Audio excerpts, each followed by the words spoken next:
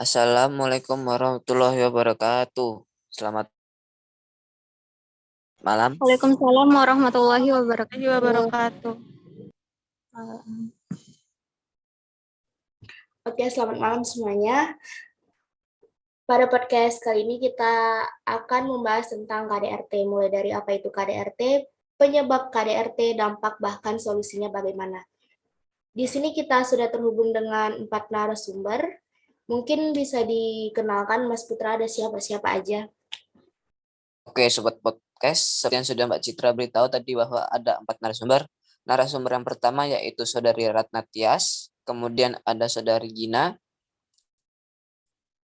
Cici, dan Saudara Perdi, dan saya sendiri Putra.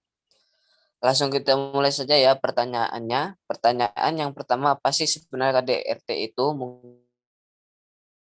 Mungkin Saudari Tias nih. KDRT atau kekerasan dalam rumah tangga adalah segala bentuk tindakan kekerasan baik fisik maupun psikis yang terjadi dalam rumah tangga, baik antara suami dan istri maupun orang tua dan anak, yang berakibat menyakiti secara psikis,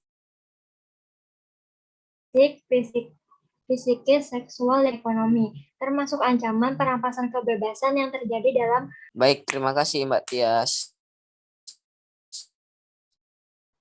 Baik, sebelumnya suara saya jelas.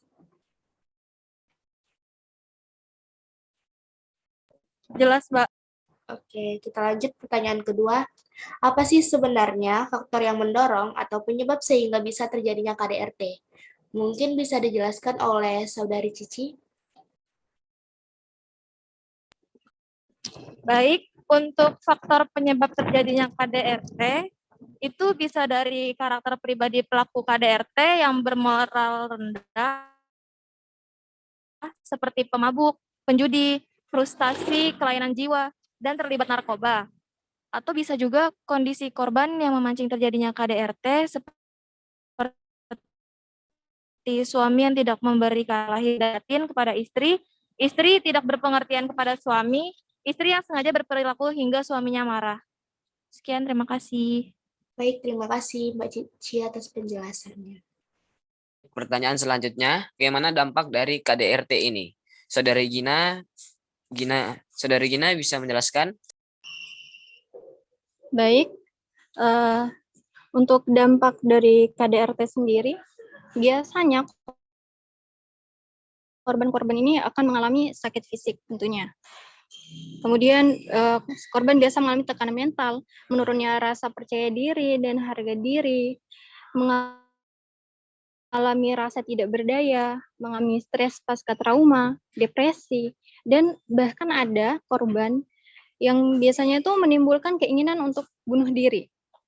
Dan KDRT ini juga berdampak terhadap psikolog dari korban, tapi juga berdampak terhadap bidang sosial dan pekerjaan korban.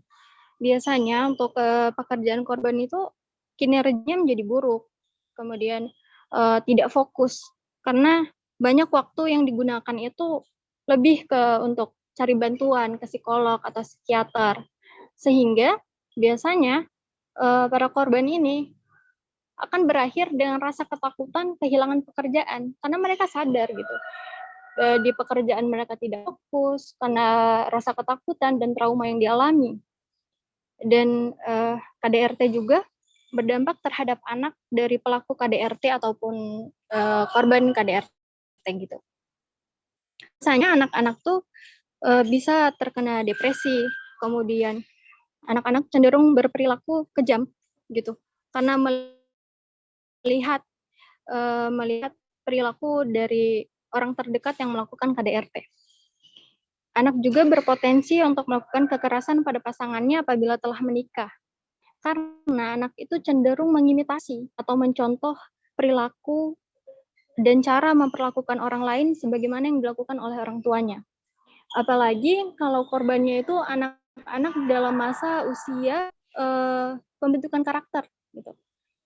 Seperti tadi, karena anak-anak itu cenderung mengimitasi, jadi kalau masa pembentukan karakternya itu diisi dengan melihat tindakan KDRT atau perilaku-perilaku yang tidak sopan atau berlaku keras lainnya, maka besar kemungkinan ke depannya dia akan karakternya akan dia lihat.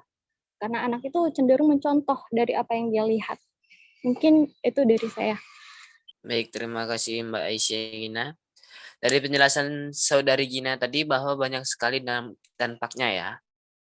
Oke, kita lanjut ke pertanyaan terakhir, yaitu bagaimana sih solusi agar KDRT ini tidak terjadi?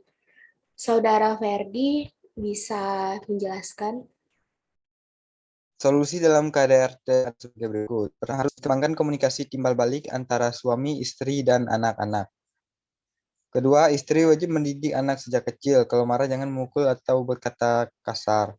Ketiga, kalau ada masalah harus diselesaikan dengan dialog. Dan yang terakhir, jika terjadi pertengkar serius, salah satu atau kedua-duanya harus meminta kepada orang yang dimediasi. Baik, mungkin itu. Oke, terima kasih Mas Ferdi. Baik, selesai sudah podcast kita malam ini. Terima kasih kepada narasumber.